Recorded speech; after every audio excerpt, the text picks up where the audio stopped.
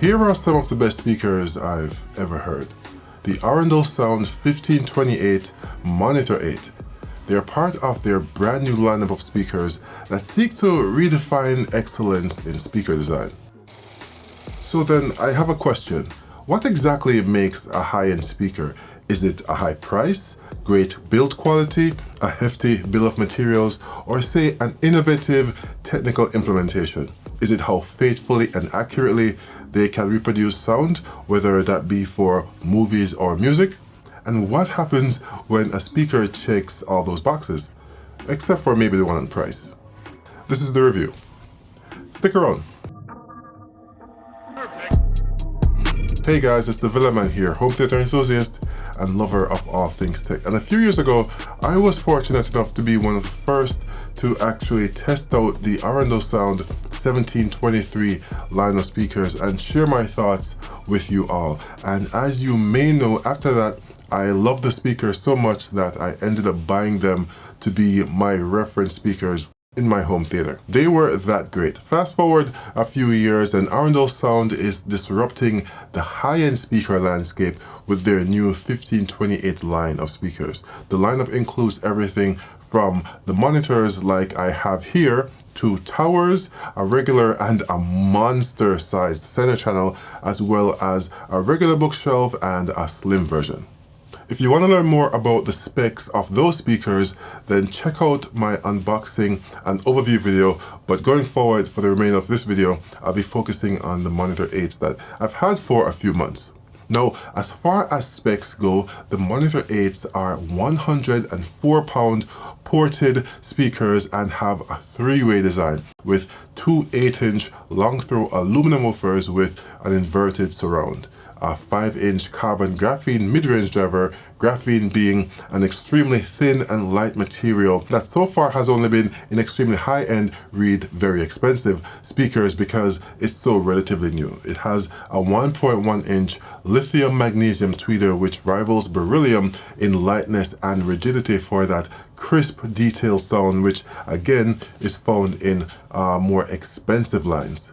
It's in an elliptical waveguide to help with horizontal dispersion while controlling vertical dispersion to reduce floor and ceiling bounce. Those are brought together with a custom design crossover to ensure a seamless transition between frequencies of each driver. On the back is the single 4-inch port, the highly conductive rhodium-plated copper binding post. All of these come together to create a 4 ohm nominal impedance speaker with a 38 Hz to 20 kHz plus or minus 2.5 dB frequency response, a sensitivity of 85 dB, and peak power handling of up to 700 watts. Yes, 700. I measured the speaker's in-room response using the Trinov Altitudes microphone from my main listening position, and you can see where it has a pretty flat response in my room all the way up to 20 kHz with usable output all the way down to below 30 Hz where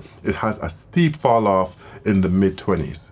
This chart is room specific, of course, so the response in your room will be different. It can handle a lot of power, and that's because these speakers sound like full-on towers, but we'll get into that in a bit. I definitely think these are the kind of speakers where you need a dedicated amplifier to power them. Maybe not all of 700 watts RMS of power, but definitely not receiver power either. The 1528 line is built using HDF or high density fiber board, so it's really solid and really heavy.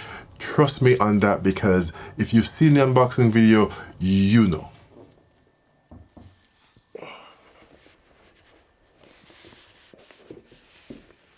Whew. It comes in two finishes, polar and basalt like I have here. It's like a eggshellish dark gray finish, and it's a multi-layered finish that looks and feels like enamel. The bass drivers with their inverted surrounds have a removable metal cover, magnetic of course, while the mid-range and tweeter covers are fixed and can't be removed.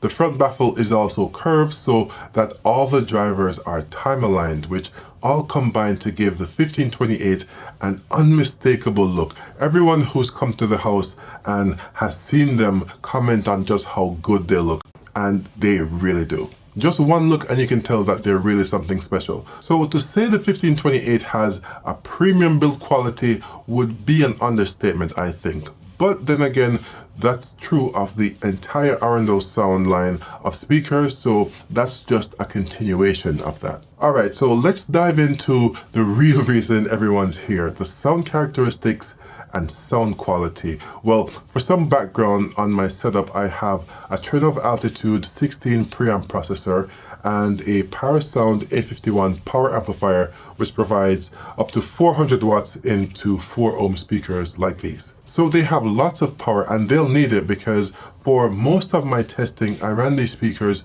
full range. Initially, I had them upstairs in my media room, but since then, I've been building out my dedicated home theater space to give speakers like these a space to truly shine. When I first hooked the speakers up, they were in a room with wooden floors, and for the first few hours of testing, I decided I'd bring the volume up to -10 dB from reference, and it was incredible. The speakers were so crisp and clear and detailed, you really hear everything they put into the recordings. The bass response also felt tactile as well and actually shook my floors, which was pretty surprising for some monitors. And interestingly, that initial impressive impression is pretty much how I felt the entire time using these speakers.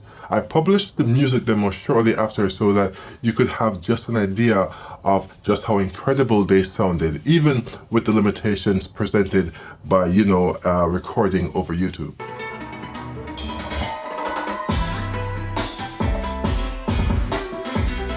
I would describe the sound signature of these speakers as open, creating a sound stage that's larger than the room they're in, with a really detailed high end and mid-range with a really impressive bass response, especially for their size. I don't really think I can emphasize just how detailed these speakers are though. I've experienced detailed speakers that have come off bright or even harsh, but that was not the case with these Monitor 8s. It was smooth, detailed, and neutral, like the 1723s turned all the way up to 11.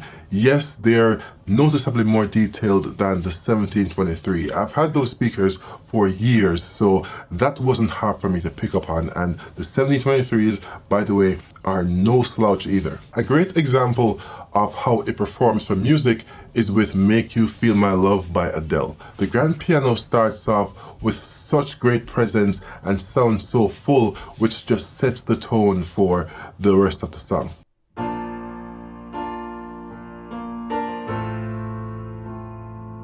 Her vocals are so incredibly clear and crisp that it's like you can hear every subtle piece of the recording, and that's the benefit of listening to such detailed speakers for music. As a music lover and an Adele lover, there's not much more I can ask for. Female vocals can, after all, sometimes sound harsh on speakers with a really detailed tweeter, but that wasn't the case here. Whether it be Bonnie Raitt, Corinne Bailey Rae, Amy Winehouse, you name it. You get a detailed yet smooth rendition of their music. Rap and pop are more of the same as well. The bass hits not as hard as it would with a dedicated subwoofer, mind you, but you definitely wouldn't necessarily need one if that's not your thing. I added the Monitor 8s to my theater with the 1723S surrounds and the 1723 center channel speaker, as well as a pair of Deep Sea Sound Mariana 18S subwoofers, which are sealed 18-inch subwoofers. There was an 80 Hz crossover for all the speakers, and at one point I wanted to test the speakers without the center channel, so I disconnected it and ran a phantom center channel, so the Monitor 8s had to do the job of both the front, left, right, and the center channel. And as blasphemous as this may sound to some of you, it sounded better without the dedicated center channel, even with the fronts pulling double duty at up to reference volume. A Star Is Born is one of the movies I was using in my test, and Ali's first performance in the drag club, you could hear every bit of the recording, her breath control and all the slight variations in tone, everything. It was actually at that point that I realized that the vocals were recorded live. I never picked up on that before, but it was in this watch through that it was so obvious and it was incredible.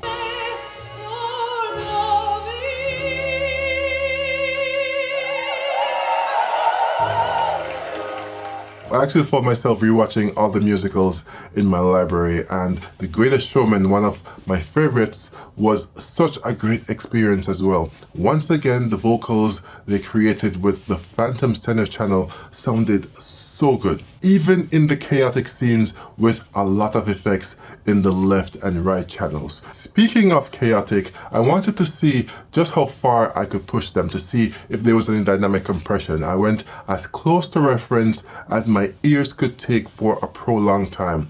-10 dB from reference. Any louder and I felt like my ears would just throw their hands up in the air and just leave. I used some movies with a lot of dialogue while there was a lot of madness on screen and the accompanying sound effects as well, like the final attack scene in Top Gun Maverick, the first monster attack in Monster Hunter, Ready Player One with the race scene, and the final battle at the castle, whether it was the dialogue from characters on screen or the music playing alongside the action on screen with dialogue coming from the Phantom Center, it was as clear as day. It's funny because during my testing, it's at that point that I actually found myself preferring the Phantom Center to the actual center channel that I have. Again, the speakers were nothing short of incredible. I'm sure my ears would give out long before these speakers would, because even at that level, it's like they were asking for more, like they had headroom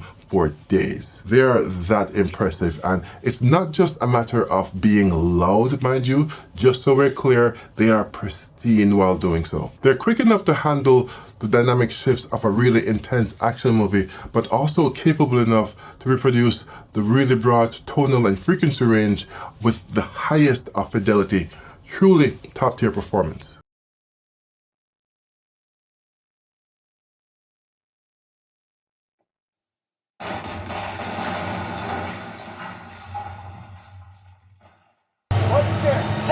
Left with me, stay abreast. Let's go right at him, let's go right at him. Corner, left flank. Fire, fire. All right. Hit him, on the wide. This kind of performance would normally cost significantly more than these speakers do. Arendal really created some speakers that are nothing short of incredible. They're more capable in the mid-bass area than they are in the sub-bass region, mind you, because there's only so much two 8-inch bass drivers can do. You can't fight physics. There's no replacement for displacement after all. So if you want a really pronounced response in the lowest octaves, then you'll definitely need a subwoofer. I have them paired with two sealed subs from Deep Sea Sound, and they all integrated seamlessly. I don't see a sub integration being an issue at all. The sub really adds the definition to that LFE frequency range, something the 1528s just can't do on their own. So it's not a stretch to say that the build quality, technical implementation, and especially bill of materials of the 1528 speakers are punching way above their weight. Not to mention the price. They are truly high-end speakers at an actually approachable price. So you know you can keep those arms and legs. So I've been thinking about what I don't like about these speakers. I mean, that's a lot of positives, right? But I really have nothing more I would really want from these speakers. That's really high praise. I know. But I really can't think of a single thing that they're lacking. They are that good. High-end speakers that are actually attainable. Wild. I just got done building this room, and mind you, it's not even really finished. I still have a few things left, like some lighting work, trim, and selecting the speakers that I want to have in this room. But these are the first speakers in this room, and whichever speaker comes next will have a lot to live up to if they want to compete with these. The bar has been set, and it's high. So would I buy these speakers myself? I think that goes without saying. Thanks to Arendal Sound for sending these speakers out for me to review and to be one of the first to actually do so. There are links in the description, of course, if you want to learn more or buy some for yourself. Let me know what your thoughts are in the comments and what speakers you have in your setup. Thanks for watching, and until next time, this has been your friendly neighborhood Villaman saying be safe and peace.